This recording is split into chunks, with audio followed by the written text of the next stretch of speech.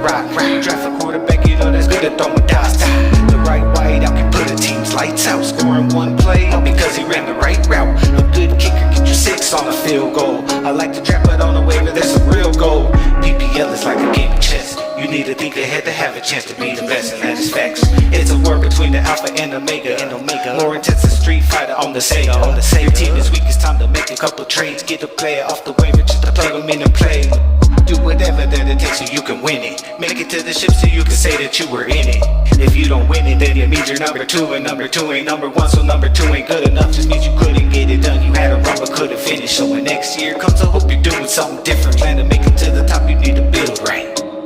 Make a trade to win the game as if it feels right. 25 is here, the new year starts, draft night. Hope that you're ready for the fight like Friday night lights. Keep the enemy in sight, try to beat them like you might. Yeah, fantasy is back and PPL is where it's at. PPL is where it's at. The wait is finally over, PPL is finally back. Everybody ready, trying to be the next champ. Yeah, you know the show is starting when you hear the new rap. Welcome back to the twins, to the gaff and the gods, to the boss. Trade 50 in the squad, to the plays, baby gas, Argonauts and the skulls. We've been waiting too long, man, it's finally time to ball. Yeah, it's time to get it on.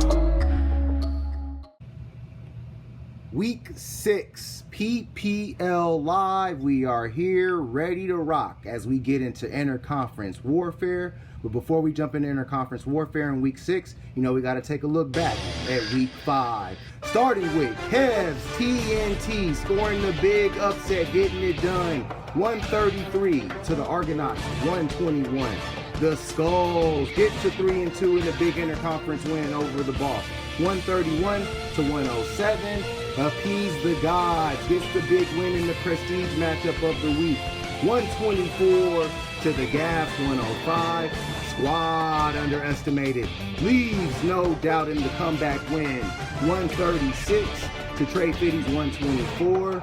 And the United Players, the Destroyers, keeps themselves in the Omega hunt.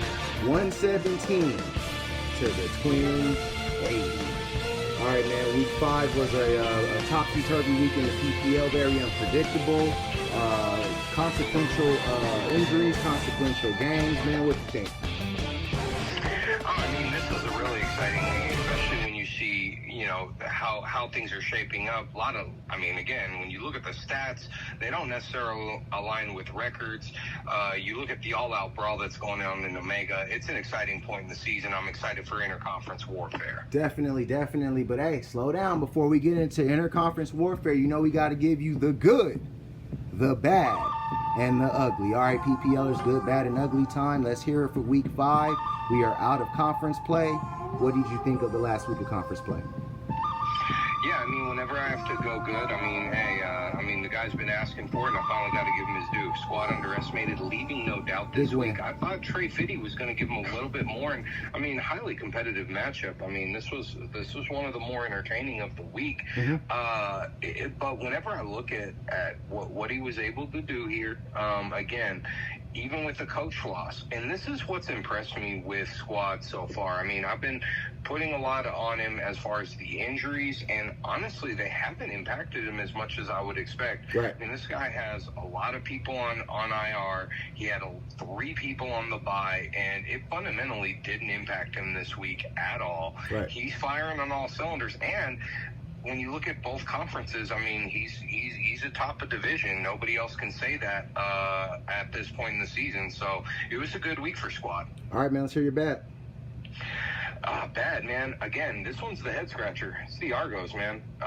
When this is what I'm talking about. You look at this record, they're 1-4 right now. I mean, and you know, I know you was giving them some flack when we came out of the draft. I weren't impressed. I mean, but again, I can't really even jive with that with this record. I mean, when I look at what the Argos have done, they put up more points than any other team. Like, right. Let's think about that. More points than any other team, and they're 1-4. Right. But when you look at points against, they also have the most points against. And so people have just been coming to play against the Argo. This week, again, had the injury to Achane. They just really didn't get the launch. And again, we were talking in the pre-show, Gino, you know, silly shit just going on.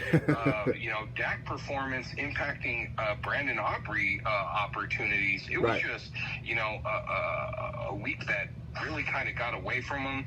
I mean, the bench was blowing up, so I think it was just a bad week. I expect this team to really get into winning ways, but they certainly need to do something soon, because this record will make it insurmountable real quick. No, definitely, man, definitely. What's your ugly? And I got to go bad is the Twins, man. This was just complete failure to launch. If you watch that San Francisco game, a lot of errors in that. And, I mean, Brock Purdy and Mason were involved in that. When I watched the Bears, I mean, the Bears exploded, and Keenan Allen was kind of nowhere to be found. He's kind of getting lost in the sauce with some of those options. The one real bright spot is Xavier Worthy with the injuries. I mean, I was saying this guy's pretty much must start. I mean, he had about the game on par, but I think that's going to develop. I like Austin Eckler, but I just really didn't understand the Lions coach. I didn't think that she was comfortable enough here, especially with the bye weeks, injuries that she's dealing with. I was like, the Lions are not that good of a coach to afford a loss right now against United players. With how things shook out this week, I mean, I think they could have done a much better job, made this a lot more competitive, and they could be sitting in that spot that squad is atop the Omega Conference. As it is now, they're in the dogfight, and again, they just really didn't show up. And UP was needing a win, and they really didn't need to let them have it. So it was a bad week for the Twins. Ugly week, I should say. No, definitely, man, definitely. The Twins got to get back on track, but it's still a lot of time, and interconference warfare is definitely a place that they can do it. My good, man, was a team that had a lot of pressure on them going into that into a big matchup, and they came out the other side looking pretty good, and that's Appease the Gods. Big 124 win over the 124 to 105 win over the defending champs. Lamar Jackson looking like the MVP of the league once again. Need a little more from Bijan Robinson, but it was probably nice for him to see Brian Robinson Jr. get in the house twice. Terry McLaurin, those Commanders players are really starting to come through for him. And the most welcome side has got to be DJ Moore getting big plays. If ATG can continue this, they can make themselves a big-time player in that Omega Conference, and they've got a lot of talent that can help them do that. My bad, man, is a team that I just really think can do better, and that's only for the boss. The Chiefs are just not exploding this season. Even in their big wins that the bosses had when they were on their 3-game winning streak, it wasn't Chief dominance. It was really just guys getting it in, like Jawan Jennings and Kyron Williams. Those Chiefs guys coming down a little bit. I mean, Kelsey had his best game, but Mahomes had an ugly pick in the red zone. The Chiefs coach probably could have did a little bit better, but at the end of the day, it probably wouldn't have even mattered. They've got to really figure out where they can get additional scoring. Deebo Samuel's 2.5 just isn't going to get it done. Bad week for the boss, but I think that they can get right back on track, so it's not that big of a deal.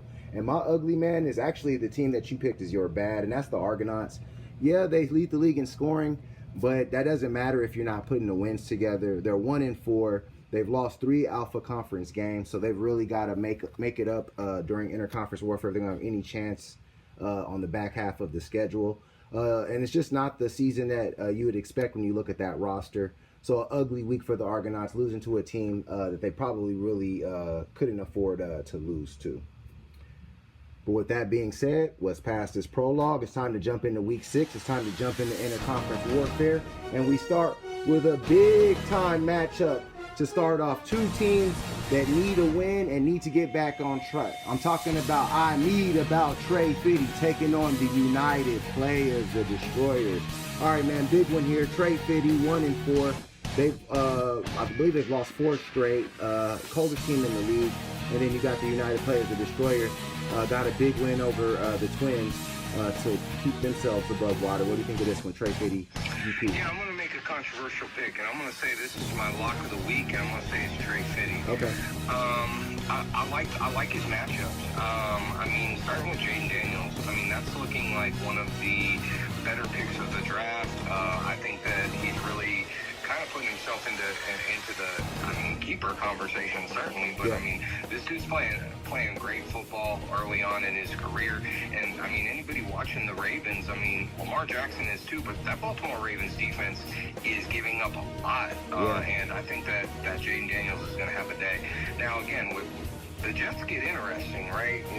With Robert Salah being fired this week. This is a Monday night game. They're playing at the very end. But I think anytime the coach gets fired like this, it's either going to light a fire or the team's going to wilt. And I think in this case, the Jets are going to rise to the occasion because the Buffalo Bills have looked awfully beatable in the last 2 weeks. I mean, yeah, they barely lost that game to Houston, last-minute field goal, but anybody watching the game knows that the Bills were really not in it in the first half at all, had to scramble, and then really messed up an opportunity to win that game, take it into overtime. I think when you look at other matchups, the one I don't really like is Etienne, but I think Drake London should have a field day against Carolina. Marvin Harrison Jr. against Green Bay. Dalton Kincaid, I mean, where's this guy been? I've been somewhat disappointed with him this season. Garrett Wilson, same boat with the Jets. I think he gets the head coach win. I look at the other side, and UP's got some question marks, man, after early season success. And again, they got the win last week, but I don't think that they really blew me away in that win. The Twins just didn't show up. I don't necessarily. I think he's got better options than Bo Nix. I just look at this roster, and again, there's just really nothing that excites me. Is there opportunity? Sure, but outside of Jaden Reed and Derrick Henry, there's no guaranteed production, and I think the Commanders coach loses. So I've got this as a lock of the week for Trey Fiddy. I think he goes 125 to the UP's 88. I'm with you, man. I got Trey Fiddy in this one. I mean, the injury bugs bitten United players very, very hard. I mean, they came into the season looking very imposing with Rashee Rice and Isaiah Pacheco, and then we thought that Anthony Richardson's potential was going to be explosive. All three of those guys are injured. Two of them are on IR. It's just not looking good for them. Now, going with Bo Nix, don't agree with that against that Chargers defense coming off of a bye. I'm with you, man. Jaden Daniels has been phenomenal, and I'm really, really looking forward to seeing more of Drake London with Kirk Cousins. I got Trey Fiddy getting this matchup. 124 to the United players, 102. And moving on to our next matchup, we going to our next big interconference matchup, Alpha versus Omega, as we got Kevin's TNT coming off of a big win going up against Patty's Twins. All right, man, we got Kev's TNT and Patty's Twins going in opposite directions. TNT won two impressive wins out of the last 3 weeks, and obviously the Twins losing that big one to the United players. Who you got in this one? I think this should be a bounce back week for the Twins, but I don't think the projections are doing enough justice to Kev's TNT. I think that, again, Joe Burrow, I mean, and Cincinnati, again, they're starting to come alive offensively. I think Josh Jacobs, we'll see what that looks like, but I mean, Arizona should be a welcome visit. The one that I don't like is this guy still needs to go and get a better running back option. But more importantly, the thing that really hurts Kev's TNT is Nico Collins. I mean, him being on IR and what he's been able to do, I think with that production being lost, I don't think he can really mount a good defense. Patty's Twins just, I mean, again, it's just injuries, man. This team, when I look at it, she's got so much talent, but again, it's where's this going to go? Again, question mark on the Lions coach here at Dallas. Like, to me, that's kind of a trap setup. Again, Dallas is not great by any means, but I'd be apprehensive there. I mean, I think she's just got better options, but I think the Twins ultimately get this matchup. I've got them going 111 to Kev's TNT's 104. All right, man. I'm actually going to go the other way. I'm going to give my first prediction for Kev TNT to get a win. They shocked us 2 different weeks in a row, beating Squad in the Argo. Why not the Twins? Looks like they're trying to collect wins on some of the top teams in the PPL. I'm liking that Kirk Cousins start, but he's just not quite as good on the road as he is at home, so I'm a little more concerned about that. Jonathan Taylor, I don't believe he practiced today, so that's something that they got to watch out for. And let's talk about Jordan Mason. For as good as he's looked, he's also showing that he's just simply not Christian McCaffrey. He's not a guy. I mean, he's a good player, but he's not an upper echelon talent, because if he was, he'd be much more productive in that offense. On Kev TNT side, I'm loving Mike Evans, man. He exploded with 2 TDs early on. Baker is really turning that Tampa Bay offense into must-see TV. They can score on any drive, and Mike Evans is a big part of that. Like to see Darnell Mooney get into the lineup. He's a nice check for Kirk Cousins, being that he went off absolutely crazy on Thursday night last week. I think that Kev's TNT finds a way to get by with a big performance from Josh Jacobs. I got Kev's TNT getting this one 110 to the Twins 108. And moving on to our next matchup, we go into a big interconference matchup. We got only for the boss, no Chiefs this week, going up against Appease the Gods, the hottest team in the PPL. All right, man, so only for the boss at one time was the hottest team. ATG is now taking that mantle winners of 3 straight, trying to make it 4 in this big interconference matchup. What do you think of this one? Lamar Jackson rolling into this matchup, but no Patrick Mahomes for the boss. Yeah, and I think that's the X factor. For me, whenever I look at the holes that only for the boss has to cover here, obviously Daniel Jones certainly has a playmaker in Malik Neighbors, but he's certainly no Patrick Mahomes. And I think his propensity to make mistakes is what may doom him here against the Cincinnati team. But I mean, when you look at some of the other pieces, I mean, I think Dallas Goedert, I mean, he's right on par with what Kelsey's been doing this year. Right. The bigger loss this week, I think, is Kyron Williams. Yes. Being on the bye. I mean, there's just not the production. And again, I get it, he's going to go with Jerome Ford, but I mean, again, even against a porous Philly defense, I'm not loving it. Devonta's not 100%. Yeah. He's going to ride with the Chiefs coach, which I think is a mistake here. I think he's going to need a Chiefs coach win. When I look at the other side, I love what Lamar Jackson's doing. I think, again, that Washington game should be highly entertaining. Bijan Robinson, I mean, was held somewhat in check in that offensive explosion for Atlanta. Yeah, definitely. I think Carolina's just what the doctor ordered. We saw what DeAndre Swift did last week. Right. David Montgomery comes back into the lineup. McLaurin and Jaden Daniels are really vibing. DJ Moore's really established himself as the number one. ATG's been rotating tight ends. He's going to go with Komet, so he's going Chicago heavy against Jacksonville, which I'm not going to argue because Jacksonville's been pretty terrible. That defense should be opportunistic and give them a lot of opportunities. And I love the Tank Dell play. I mean, it's unfortunate that Nico Collins is hurt, but he's taking advantage of that. I love the Broncos D. And I think the Bills, although they may be challenged by the Jets, I think having this as a Monday night option means that if it's not looking good for that, or ATG wants an option, they could bench him if the Chiefs coach is going to not be in play on the other side. Yeah, I've got ATG handling business, staying hot, and going to 4-0. I've got them leaving no doubt for the first time this season. I've got Appease the Gods going 143 to only for the bosses 118. All right, man. I agree with you. I think ATG is going to get this one. It's just too many guys on the bye.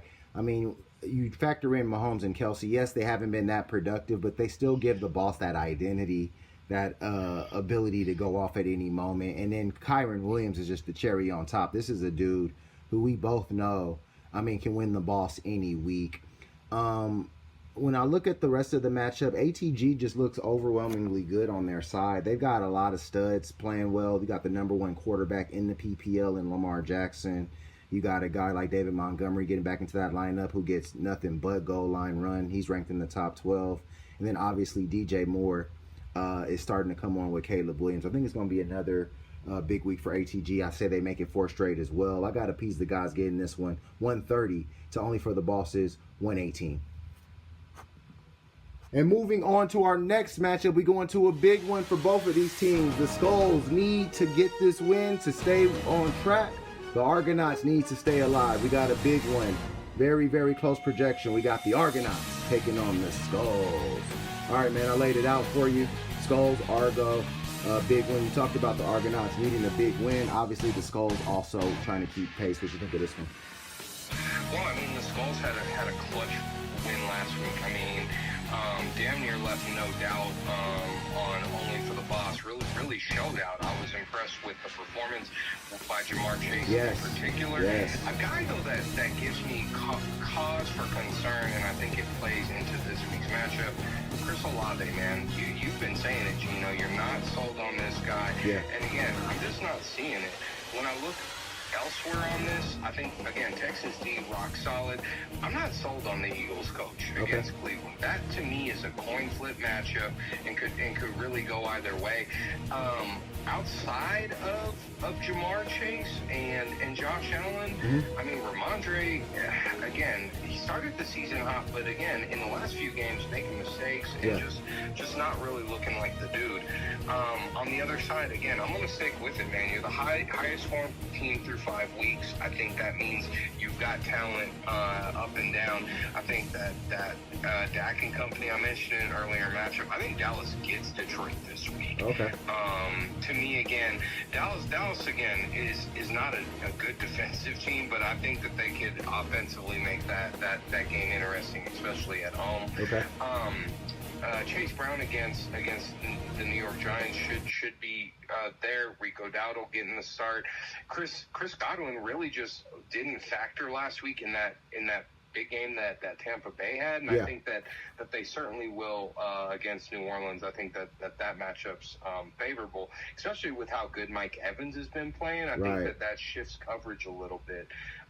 George Kittle's playing at the top of his game, and I think the Packers take care of business. I mean, I'm not loving the Philly D here, but Cleveland and Deshaun Watson has shown himself like he's pretty apathetic out there, so that might be a trick play. I think this one's razor thin. I don't think the projection has it right as low as the score, but I think it's going to be tight.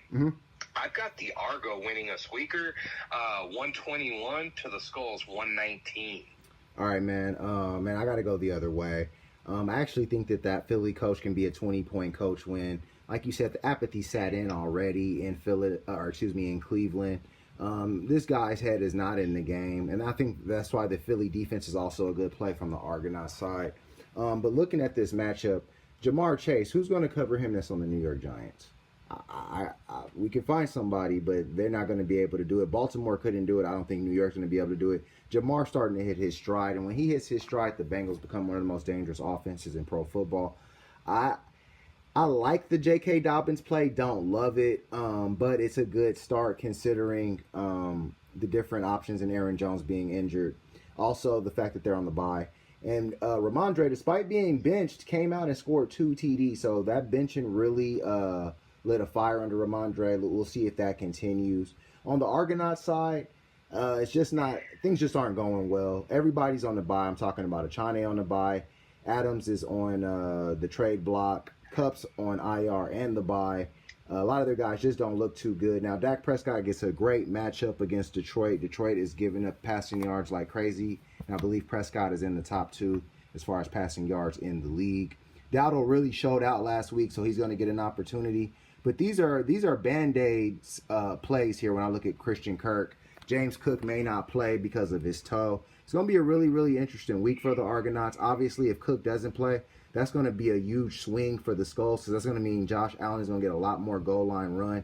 And I think that's going to ultimately be the difference. I got the Skulls in this matchup getting by and putting the Argonauts in a very precarious spot. I got the Skulls winning this one 127 to the Argonauts 119.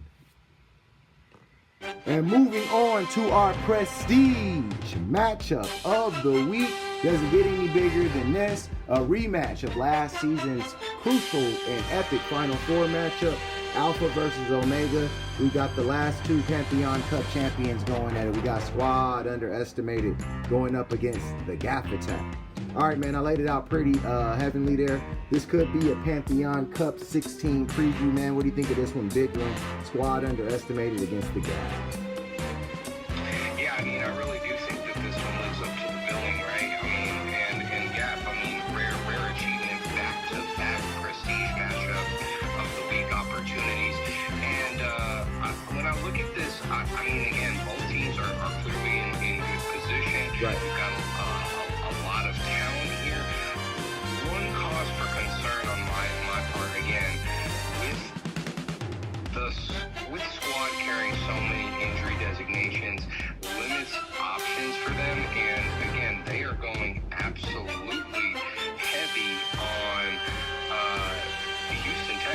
Which, Yeah. again, I'm not saying it's a bad call. I guess the at New England is good.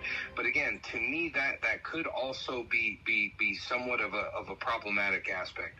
And I'll tell you why. I mean, they're down Nico Collins. Yeah. And if it doesn't crack in that game, I mean, he's putting himself in a very vulnerable position. Now, when I look at the gaff on the other side, he's getting Jalen Hurts back. I mean, you were talking, if it goes your way, Billy getting that 20-point coach win, that's going to be Jalen Hurts. Right.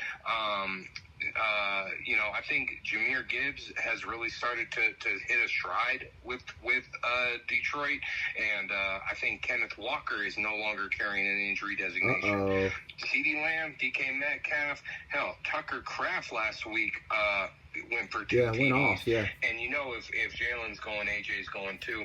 When I look at I love what the Bears D is going to do. They're going to, I think, take care of business in Jacksonville. But when I look at these coach matchups head up, I just like the Falcons better than the Texans. I mean, I think that the Texans should win that game, but I think that it's more likely that New England beats Houston than Carolina beats Atlanta at this point. I've got the Gaff attack getting a little bit back, and again, getting back at squad, and again, squad not getting over the hump in this matchup. I think it's going to be really good though, and I've got us being entertained to the end. Gaff attack going 135 to squad underestimated 127. All right, man. I'm going the other way. Squad underestimated has a big trump card in this matchup, and that's Saquon Barkley. He's really taken over a lot of Jalen Hurts' production, because now a lot of those runs in the red zone are going to go to Saquon. They throw to Saquon in the red zone. So Saquon is having a sensational season, and I think he's a great check for A.J. Brown and Jalen Hurts. So I think that gives squad a huge advantage. I'm loving Houston against New England. New England's going to a rookie quarterback in Drake May. I think Houston's going to take advantage of that. And C.J. Stroud is also in the top 5 in passing yards in the league. Stephon Diggs should start to get more looks now that Nico Collins is on the IR. And just like Tucker Kraft went off, Brock Bowers is continuing to go off and is one of the better picks in the draft for squad, being that he's a tight end. And Sam Laporta has not been what they expected coming into the season. Like the Tony Pollard play against the Colts, the Titans are one of the more run-heavy teams in the league. Now, on the Gaff side, love CeeDee Lamb's matchup, and I love Kenneth Walker. But I just like Jahmyr Gibbs, and I just like A.J. Brown. I'm not quite as sure on the Gaff side. I really like what squad's doing and how they're able to replace points on a weekly basis, and I think that they do it again. I got squad underestimated getting this one 138 to the Gaff attacks 131. Alrighty, PPLers, thanks for another great week of PPL Live. We are into interconference warfare. That means we're pretty much in the middle of the season now. Hope you guys are enjoying, having fun. Stay tuned for the next week of PPL Live. Like, comment, subscribe. Have a good weekend. Be safe, and may the odds be ever in your favor.